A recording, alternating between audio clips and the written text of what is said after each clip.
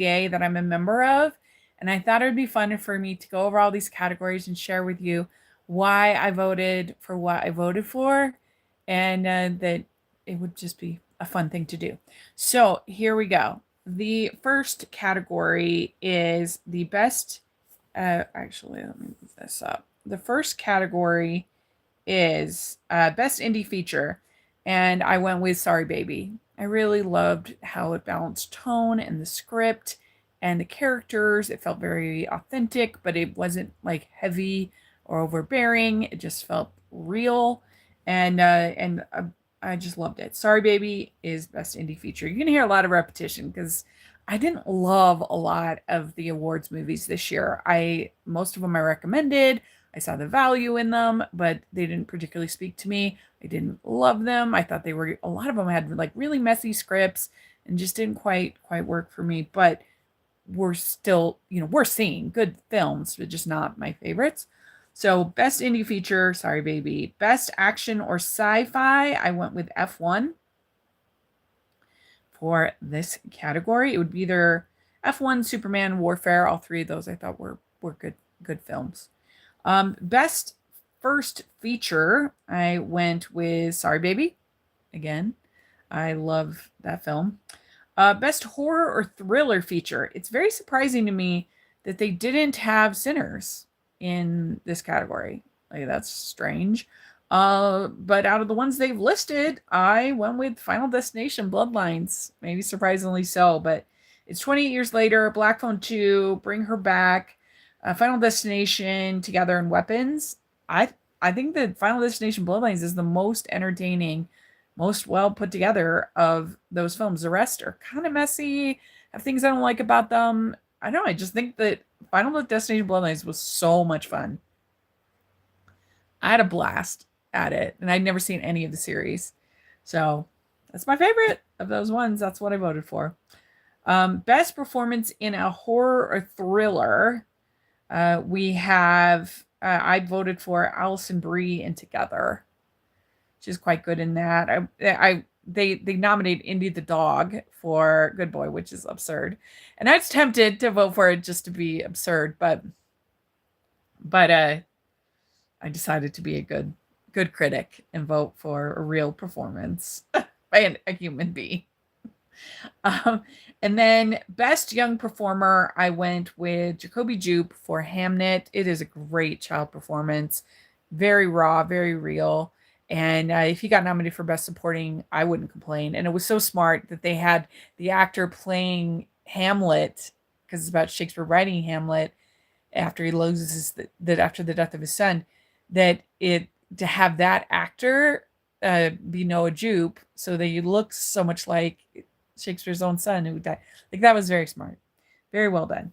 Okay, best book to screen adaptation. This is very strange because they have How to Train Your Dragon on here, which is hardly anything like the book, but it's a lot like the animated film, which it was basically shot for shot remade off of. So what? That is not an adaptation of the book. Weird. And why do they have a book to screen adaptation category when they have adapted screenplay adaptation? That's very weird. But anyway, for this category, I went with Superman. How to Train Your Dragon, Mickey 17, Superman, The Housemaid, Life of Chuck, and Long Walk. Out of those, I Superman is my favorite. Although I think it's a comic book, but if they're including comic books, then it should count. So best international feature, I went with Sentimental Value. Get ready to hear a lot of Sentimental Value. I thought it was really quite good. It felt very, very authentic and emotionally true to me. The relationship between these daughters and their father, I thought it was good. So then best documentary, I didn't vote for that one because I haven't seen any of them. Then best animated feature, of course, this is, people are very curious about my thoughts on this. So they have Arco, Demon Slayer, In Your Dreams, K-Pop Demon Hunters, Little Amelie, and Zootopia 2. It's a very weird year for animation, weird group. They all have their value, I can see. But I did go with Little Amelie. It's either Little Amelie or K-Pop. And I just think as an overall film, when you the animations, I just think The Little Amelie is the best one of these, but K-pop is probably the most fun. So, best voiceover performance. This is a very weird category. They have Arden Cho for K-pop Demon Hunters. They've got Natalie Portman for Arco, Nick Offerman for Life of Chuck. That was the worst part of that movie. The narration was absolutely terrible. Scarlett Cher for Weapons. I don't even remember any narration or voiceover in that movie, but okay. Shakira for Zootopia 2. What?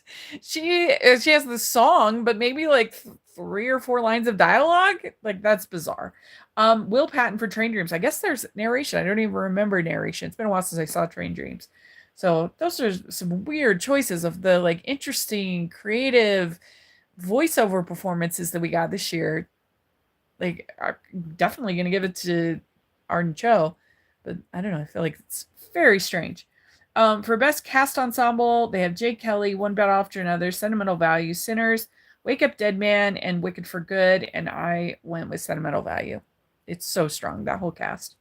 Best original screenplay, I went with Sentimental Value. So yeah, I thought it was really good and emotionally true. Best adapted screenplay, I went with Train Dreams out of these. I think all of them are kind of messy scripts. I don't think any of them are great. It would either be Hamnet or Train Dreams. I think the scripts are the problems with almost all of these, actually, with these films. Like the weakness of these films is the script. I mean, I would definitely pick adapted screenplay. I don't know. Begonia, I didn't like that screenplay at all. Frankenstein, I didn't love the splitting it in half, and it felt that made it feel repetitive and kind of sluggish. So yeah, I mean, these films, most of them I recommended, but I think the screenplay was the weakness. Hamnet, that would be the other choice. That was a pretty good adaptation. I haven't read the book, but No Other Choice. That one's kind of a mess. Like it's good. It's like a very dark comedy, but I don't know. I didn't love the screenplay for that. One Battle After Another, I think, is also really messy as far as tone and story, and I think it works as a whole of sort of this like almost redemption arc of this terrorist, and that like he learns to be a kind of a good person because he's becomes a dad in the suburbs, and that's like kind of fun. I think the characters are pretty complex, but I think Train Dreams is the best script of this group. I do. Okay, best director. I would go with Joachim Trier for Sentimental Value. They have Chloe Zhao for Hamnet, Guillermo del Toro for Frankenstein, Joachim Trier for Sentimental Value, Joff Safdie for Marty Supreme, Paul Thomas Anderson for One Battle After Another, and Ryan Coogler for Sinners. I think that Sentimental Value is the best of those movies. Okay, best supporting actress in a comedy.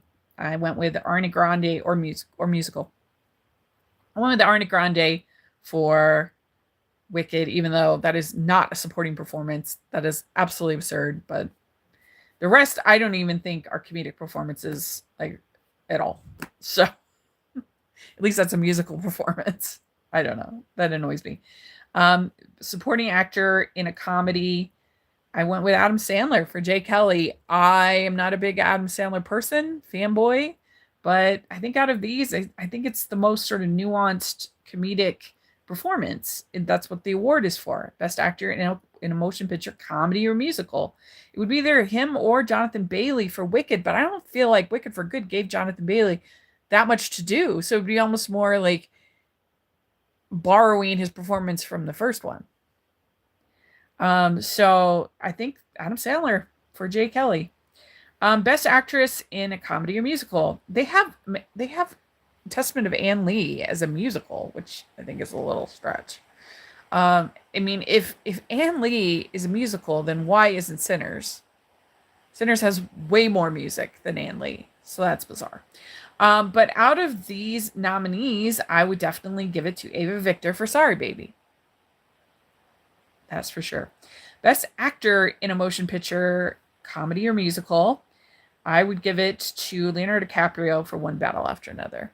I just think his performance was pretty interesting, playing this like dad who had this past, but he learned to be a good person by becoming a sort of a fuddy duddy dad. I think that was like an interesting role for him, and I think he did a good job with it. Okay, so then we have Best Supporting Actress in a Drama. So I would give this to Inga is daughter Lilius for sentimental value. She was really good. I could also give it to Elle Fanning for sentimental value, but so they were both excellent.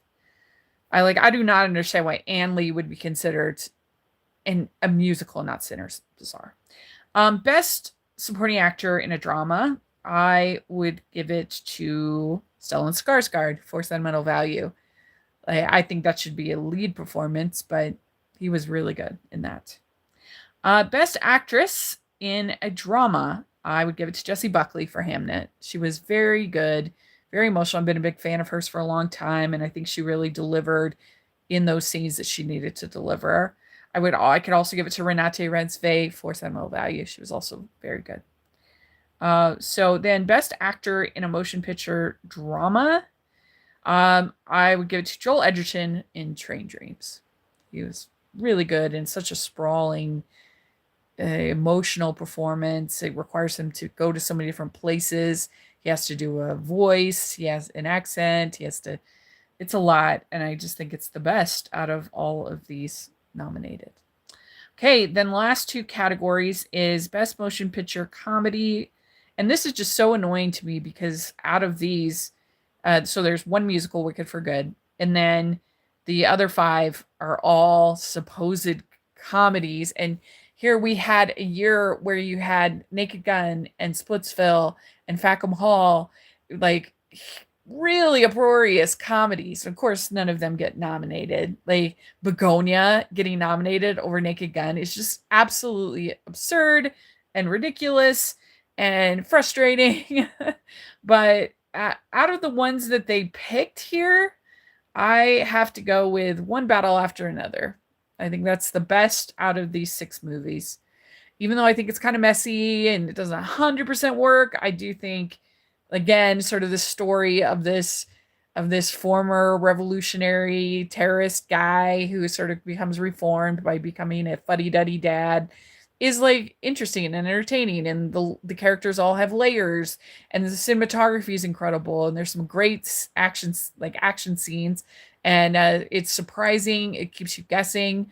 So even though I think the screenplay could use work and is not the best, I do think it is the best out of these nominees. Begonia, Jay Kelly, Marty Supreme, No Other Choice, One Battle After Another, and Wicked for Good. I think that One Battle After Another is the best of those six movies. So that's what I would pick. The best motion picture drama, I would pick Sentimental Value. Out of the nominees, Frankenstein, Hamnet, It Was Just an Accident, which I think, I mean, I didn't like that movie like other people did, but I think it would be a comedy. It's like it's really broad and plays for laughs, like certainly as much as One Battle After Another. Very weird. But then Sentimental Value, Sinners, and Train Dreams. And I think that Sentimental Value is definitely the best out of those nominees. So that's my votes for the Astra. If you want to see, I'll share some of my actual favorites. Is This Thing On didn't get any nominees, and that makes me sad because I thought it was really like raw and true and emotional, but like not in a heavy, it wasn't too heavy. It just, I don't know, I just thought it was very, very, very good script, good performances. I enjoyed it. I enjoyed the characters, the evolution, the story. Sorry Baby, same thing. Like it deals with these heavy things of life, but it doesn't forget to have like a little bit of a sense of humor. It balances tone so well. And so I really enjoyed that. And then Naked Gun. Like, why can't comedies be like actual comedies be considered? It was so funny. I loved it. Some others that will be on my list when I do post best of the year. Little Amelie, Kiss of the Spider Woman, didn't get anything. I enjoyed that. The Lost Bus, I'm like the only one who loved that. I thought it was so fun. Bone Lake, F1, Secret Mall Apartment. That's my favorite documentary of the year. Eternity, Nona's, The Ballad of Wallace Island. I did have Hamnet in my top 15. And so there's that. I enjoyed Nuremberg more than most, I think. I wouldn't have been I wouldn't have been displeased at all to have Russell Crowe get nominated for an award. There's a couple that haven't come out yet that I really enjoyed, like Nirvana, the band, the show, the movie. So you get to see that in February, and I loved that. Scarlet, I really enjoyed that from Mamoru Hosada. I really loved Bridget Jones, Mad About the Boy. That just went straight to streaming. So that makes me sad. Nona's, that went straight to streaming, but I really enjoyed it. Bahubali the Epic, that was an amazing experience at the theater this year, even though it was a combination of two previous films and edited down. But I loved that. I really enjoyed Paddington Peru more than most. I know it's hard when the first two movies are so great, but I still really liked it. Unknown Number, that's another documentary that blew my mind. It was just straight to streaming, but I just could not believe the reveal. Like, I was shocked. And then Not Just a Goof. I loved that about the Goofy movie. So that was great. I think that covers most everything. Eternity, I really enjoyed. So there you go. That's my Astra Awards and some of my favorites. So be curious what you think. And I'll be doing a lot of end of the year videos. And so that's always fun. So look forward to that. And yeah, so thanks. Make sure you like and subscribe and check out the Patreon. And thanks.